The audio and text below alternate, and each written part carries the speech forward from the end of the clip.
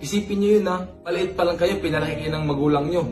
Tapos paglaki nyo, sukay kayo sa magulang nyo. Boy Tapang may matinding patutsada para kay Carlos Yulo at sa pagiging walang utang na loob na anak nito sa kanyang mga magulang.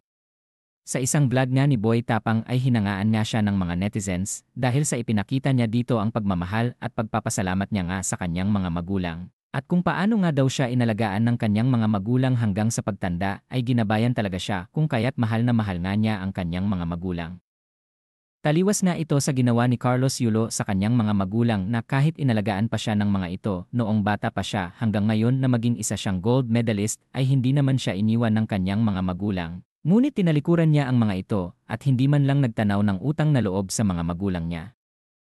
Saad nga ni Boy Tapang na dapat nga daw ang mga anak ay maging thankful at magkaroon ng pagkukusa na magbigay sa mga magulang dahil ito ay hindi naman dapat na ipagkait sa mga magulang dahil malaki nga din ang naging sakripisyo nila. Sa pagpapalaki sa mga anak, itong mensahe nga na ito ni Boy Tapang ay nagkaroon ng makahulugang dating sa mga netizens at saad nga ng mga netizens.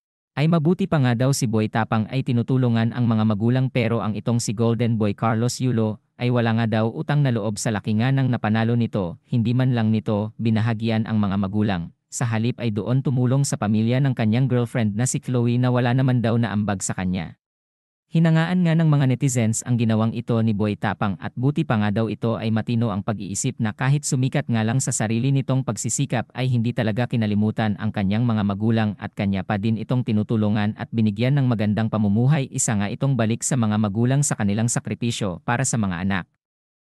Patuloy naman na binabati ko si Carlos Yulo hanggang ngayon dahil nga sa wala pa ding naririnig mula sa kanya. At marami nga ding mga netizens ang naghahanap sa kanya, bakit hindi man lamang ito bumalik sa pamilya nito at nagsorry sa mga nagawa nito at nasabi sa pamilya, wala nga itong planong humingi ng kapatawaran sa kanyang mga maling nasabi sa magulang. Sa ngayon kasi ay hindi pa umuwi si Carlos Yulo sa bansa. At kasalukuyan pa itong nag-enjoy sa ibang bansa, kasama ang girlfriend nitong si Chloe. Tanong ng mga netizens, kailan nga kaya matatauhan itong si Kaloy at bumalik na sa kanyang pamilya.